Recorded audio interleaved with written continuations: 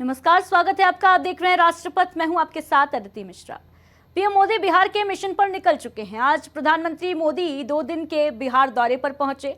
उन्होंने सबसे पहले पटना एयरपोर्ट के नए टर्मिनल का उद्घाटन किया और इसके बाद एयरपोर्ट से बीजेपी मुख्यालय तक पीएम मोदी का भव्य रोड शो हुआ। उनके दौरे से पहले पटना की सड़कों को सजाया गया। रोड शो के मार्ग पर ऑपरेशन सिंदूर और ब्रह्मोस मिसाइलों की थीम पर मंच तैयार किया गया। बताते चलें कि पीएम मोदी हजारों करोड़ की परियोजनाओं की सौगात बिहार को देने पहुंचे हैं। बीजेपी का मिशन 2025 बिहार में अपनी पकड़ मजबूत करने पर केंद्रित है, खासकर शाहाबाद क्षेत्र में, जहां 2024 में लोकसभा चुनाव में पार्टी को झटका लगा था। प्रधानमंत्री मोदी का विक्रमगंज दौरा और विभिन्न विकास परियोजनाओं का शिलान्यास इसी रणनीति का हिस्सा है। पीएम मोदी का बिहार दौरा अगर लगातार बन रहा है तो उसके पीछे बीजेपी का मिशन 2025 है और मिशन 2025 मधुबनी के बाद विक्रमगंज मुहिम भी इसमें शामिल है। ये वही क्षेत्र है जहां न केवल बीजेपी बल्कि जदयू भी अपनी राजनीतिक लुटिया डुबो चुका है। लेकिन उपचुनाव 2025 में एनडीए की वापसी ने उम्मीद की किरण एक बार फिर जगा दी है। यहीं से संपूर्णता में शाहाबाद की तमाम विधानसभा सीटों पर जीत हासिल करने की जंग शुरू हुई। पीएम मोदी का आज विक्रमगंज आगमन इस उद्देश्य की एक प्रमुख वानगी भी बना। बिहार में प्रधानमंत्री नरेंद्र मोदी के रोड शो में लोगों का गजब का उत्साह देखने को मिला। जन सैलाब उमड़ा हुआ था। लोग हाथ में तिरंगा लिए हुए अपने प्रधानमंत्री का स्वागत करने निकले थे। पीएम मोदी का जिस रास्ते से होकर पीएम मोदी की ये भव्य रैली गुजरी, वहां दोनों तरफ लोगों की लंबी कतार लगी रही। पीएम मोदी जिंदाबाद और मोदी मोदी के नारे लगते नजर आए। पीएम मोदी के रोड शो के दौरान कोई शंख बजाता नजर आया तो कोई डमरू। किसी ने दिया जलाकर प्रधानमंत्री का स्वागत किया। लोग अपने अपने तरीके से घरों की छत और बालकनी में खड़े नजर आए। इस दौरान प्रधानमंत्री मोदी भी लोगों को नमस्कार करते और हाथ हिलाकर उनका अभिवादन करते नजर आए। रोड शो के बाद प्रधानमंत्री मोदी पटना स्थित बीजेपी प्रदेश कार्यालय में पार्टी के नेताओं के साथ अहम बैठक करने पहुंचे और इस बैठक में आगामी बिहार विधानसभा चुनाव की तैयारियों को लेकर चर्चा की गई। बिहार चुनाव में जीत का खाका तैयार किया गया।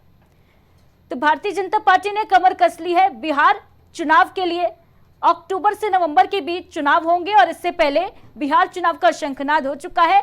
आज प्रधानमंत्री नरेंद्र मोदी ने बिहार की धरती से हुंकार भरी रोड शो किया। भव्य कार्यक्रम का आयोजन, जहां पर प्रधानमंत्री मोदी का भव्य स्वागत हुआ। दोनों तरफ जहां जहां से प्रधानमंत्री मोदी की ये रैली गुजरी, जहां जहां से प्रधानमंत्री गुजरे, वहां दोनों तरफ लोगों का भारी हुजूम देखने को मिला। भारी सुरक्षा के बीच ये भव्य रैली, तस्वीरें आपके सामने हैं किस तरीके से यहां पर मोदी के स्वागत में जनता उमड़ी, हाथ में तिरंगा लिए। प्रधानमंत्री नरेंद्र मोदी जिंदाबाद के नारे लगे। हर तरफ मोदी मोदी की गूंज उठी और बिहार की चुनावी धरती पर सरगर्मियां जो हैं वो बढ़ चुकी हैं। भारत पर आतंकी हमले के बाद पाकिस्तान की पोल खोलने के लिए भारत का डिप्लोमेटिक मिशन लगातार जारी है। भारतीय प्रतिनिधिमंडल अलग अलग देशों में आतंक परस्त पाकिस्तान को बेनकाब कर रहा है। इस वक्त भारतीय डेलीगेशन इन देशों में मौजूद है। पहलगाम में हुए आतंकी हमले के बाद भारत पाकिस्तान को अंतर्राष्ट्रीय स्तर पर अलग थलग करने के लिए बड़ा राजनयिक अभियान चला रहा है। इस बीच कांग्रेस के दिग्गज नेता ऑपरेशन सिंदूर को लेकर लगातार विवादित बयान दे रहे हैं। कांग्रेस सांसद शशि थरूर ने मोदी सरकार के कार्यकाल में पहली बार नियंत्रण रेखा पार करके सर्जिकल स्ट्राइक किए जाने का जिक्र किया और इस पर कांग्रेस घिरी नजर आई। तो वहीं अब कांग्रेस नेता जयराम रमेश ने एक विवादित बयान देकर बीजेपी को हमले का मौका दे दिया है। इस बयान को के बारे में आपको बताएंगे, लेकिन इससे पहले ये खूबसूरत तस्वीर देखिए, जहां पर अलग अलग डेलीगेशन, अलग अलग टीम, ये 6 तस्वीरें देखिए। रोम में team Ravi Shankar Prasad, team Supriya Sule Cape Town में नजर आ रही है। रियाद की अगर बात की जाए तो यहाँ पर भी डेलीगेशन पहुंचा है। टीम बैजयंत पांडा के नेतृत्व में ये टीम पहुंची है। टीम शशि थरूर, जिस पर सबकी निगाहें टिकी हुई हैं, किस तरीके से शशि थरूर पाकिस्तान को बेनकाब कर रहे हैं। पनामा सिटी से ये तस्वीर सामने आई, वहीं लोम से तस्वीर सामने आई। लोम और टोगो की तस्वीर, जहां पर टीम श्रीकांत शिंदे जो है वो नेतृत्व का मोर्चा संभाली हुई है। टीम कनिमोई की बात की जाए, एथेंस में ये टीम जो है वो पाकिस्तान को बेनकाब करने में लगी हुई है।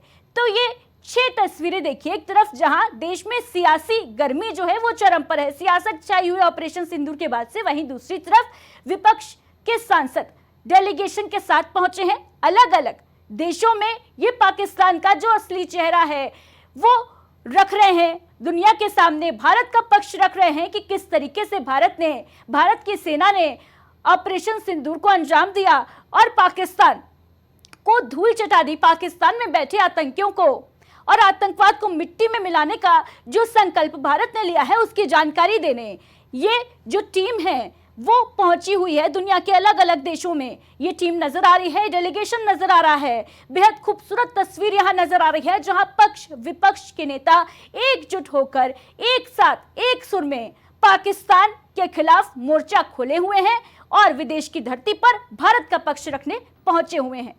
विपक्षी दल के सांसदों का साफ तौर पर कहना है कि हम किसी पार्टी के मेंबर के रूप में नहीं जा रहे, हम भारतीय होने के नाते जा रहे हैं। और ये 6 तस्वीरें इस बात की वानगी पेश कर रही हैं। वो जो पाकिस्तान को बेनकाब कर रहे हैं विदेशी धरती पर जाकर, वो दरअसल आतंकियों की तरह है। मतलब अपने एमपीज को टेररिस्ट की तरह कंपेयर करना, यही तो पाकिस्तान चाहता है कि हमारे एमपीज को टेररिस्ट बता देना ताकि उसको क्लीन चिट मिल जाए। ये वही पार्टी है, कांग्रेस पार्टी, जिसने सेना प्रमुख को सड़क का गुंडा बोला, जिसने कहा सर्जिकल स्ट्राइक खून की दलाली, जिसने बालाकोट एयर स्ट्राइक को चील कौवे मरे ये बता दिया, जिसने ऑपरेशन सिंदूर को ब्लू स्टार बता दिया, ऑपरेशन सिंदूर छुटपुट था, ऑपरेशन सिंदूर में कैसी थोड़ी सी एक्टिविटी हुई ये कहकर सेना का अपमान किया, सर्जिकल स्ट्राइक का अपमान किया, हमारी मिलिट्री स्ट्राइक का अपमान किया। और अब डिप्लोमेटिक स्ट्राइक, जब पाकिस्तान को घेरा जा रहा है कूटनीतिक रूप से, तब पाकिस्तान की फिर से पैरवी करने कांग्रेस आती है और कांग्रेस हमारे सांसदों को आतंकी बुलाती है। इस पर सख्त कार्रवाई होनी चाहिए पार्लियामेंट की तरफ से भी, पर यह मानसिकता दिखाता है कांग्रेस की। कांग्रेस पार्टी 26/11 को बताती है हिंदू टेरर। कांग्रेस पार्टी समझौता हो, पुलवामा हो, पहलगाम हो, उसमें क्लीन चिट देती है पाकिस्तान को। पाकिस्तान पर कार्रवाई ना हो ये मांग करती है सिद्धरमैया, तारिक कर्रा, सैफुद्दीन सोज। IWT सस्पेंड ना हो ये मांग करती है और फिर ऑपरेशन सिंदूर का अपमान करती है और अब कूटनीतिक स्ट्राइक का अपमान भी। कोई टूर एंड ट्रैवल कहता है, कोई बारात कहता है, कोई शशि थरूर को घेरता है। और अब जिस प्रकार से सांसदों के विषय में कनिमोझी को बोला गया, सुप्रिया सुळे को बोला गया, जिस प्रकार से राजीव राय को बोला गया, ये आतंकी है।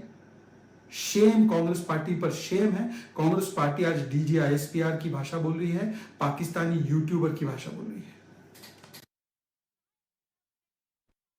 विदेश की धरती पर भारत का पक्ष रखने और पाकिस्तान का चेहरा, पाकिस्तान का असली चेहरा जो है दुनिया के सामने बेनकाब करने, वहीं दूसरी तरफ कांग्रेस के नेता जयराम रमेश का विवादित बयान सामने आया। उन्होंने डेलीगेशन के नेताओं की तुलना जो है, डेलीगेशन के सांसदों की तुलना आतंकवादियों से कर दी।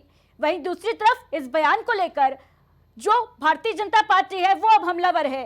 भारतीय जनता पार्टी का कहना है कि पाकिस्तान की भाषा बोल रहे हैं कांग्रेस के नेता। तो जहां एक तरफ विदेश की धरती पर भारत की शौर्य का प्रदर्शन हो रहा है, वहीं भारत के अंदर आपसी लड़ाई में किस तरीके से उलझे हुए हैं सभी दलों के नेता, ये साफ तौर पर जाहिर है कि राजनीति जो है वो अपना दोहरा चरित्र दिखा रही है।